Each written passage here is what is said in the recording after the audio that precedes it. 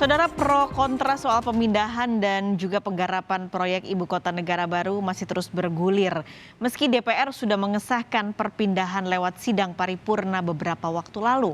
Salah satu proyek yang dipermasalahkan adalah pengadaan air bersih yang disebut diperoleh Hasim Joyo Hadikusumo, adik kandung Menteri Pertahanan Prabowo Subianto. Melalui keterangan resmi secara virtualnya hari Senin kemarin, Hasim Joyo Hadikusumo menyebut tudingan mendapat rezeki proyek air bersih di Ibu Kota Negara baru di Kalimantan Timur merupakan kebohongan besar. Ia bahkan menyebut tudingan tersebut fitnah. Hasim menegaskan proyek air bersih untuk IKN Nusantara belum tanda tangan kontrak dan tidak menggunakan APBN. Ini bukan dari APBN. Proyek air bersih ini adalah investasi semata-mata, investasi swasta. Tidak ada deal politik, tidak ada bagi-bagi proyek. Proyek sudah ada jauh sebelum ibu kota diumumkan.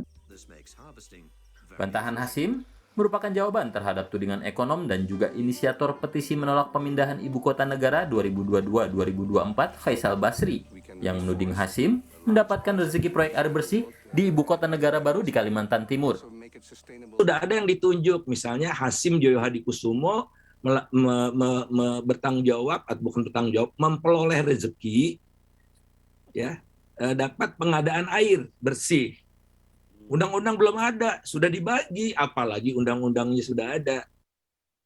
Sementara itu, penolakan terhadap rencana pemerintah memindahkan ibu kota negara ke Kalimantan terus bermunculan. 45 tokoh menggalang petisi menolak pemindahan dan pembangunan ibu kota negara. Salah satu inisiator, Azumardi Azra, menganggap pemindahan ibu kota terlalu tergesa-gesa. Menurutnya, pemindahan saat ini sangat tidak tepat karena pertumbuhan ekonomi yang belum stabil. Selain itu, menurut Azumardi Azra, pemindahan ibu kota di tengah pandemi COVID-19 juga bukanlah waktu yang tepat. Sudah masuk resesi lah, jadi sekarang memang sudah membaik, tapi membaiknya itu baru sekitar 1 atau 2% di atas 0 gitu ya.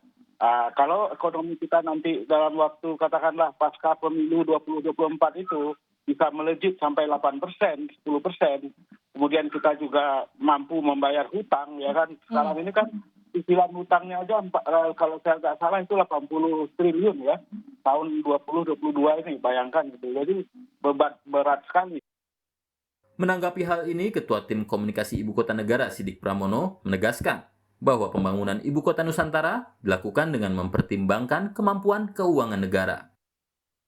Keuangan negara menjadi concern dari pemerintah saat ini, seperti sudah disampaikan juga oleh Bapak Menteri, juga bahkan Bapak Presiden, bahwa pembangunan Ibu Kota Nusantara ini dilakukan secara bertahap. Konsepnya sampai tahun 2045. Tentu ini juga dilakukan dengan mempertimbangkan kemampuan keuangan negara dan prinsip bahwa ini tidak akan memberatkan keuangan negara. Rabu pekan lalu, kelompok Poros Nasional Kedaulatan Negara yang terdiri dari puluhan aktivis dan purnawirawan juga menggugat Undang-Undang Ibu Kota Negara ke Mahkamah Konstitusi. Mereka meminta MK membatalkan Undang-Undang IKN. Memohon uji formil, belum uji material. Dan itu kami akan susulkan. Tapi yang penting untuk uji formil ini kami minimal punya 5 alasan.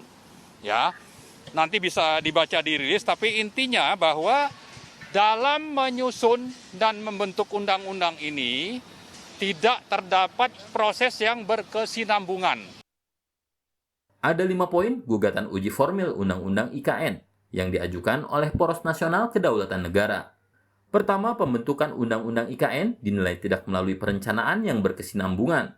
Kedua, UU IKN masih terlalu makro dan dianggap tidak memperhatikan materi muatan. Ketiga, UU IKN tidak memperhitungkan filosofis, sosiologis maupun yuridis antara lain kondisi nasional dan global yang masih dalam pandemi COVID-19. Keempat, UU IKN dinilai tidak dibuat karena benar-benar dibutuhkan. Penggugat mendasarkan pada hasil survei kedai kopi 19 Desember 2021 yang menyatakan sebanyak 61,9% orang tidak setuju ibu kota pindah. Dan kelima, pembentukan UU IKN dinilai minim partisipasi masyarakat. Soal pemindahan ibu kota negara, sejarawan Asfi Marwan Adam menyebut pemindahan ibu kota negara memang sudah bisa dilakukan berdasarkan ketentuan undang-undang.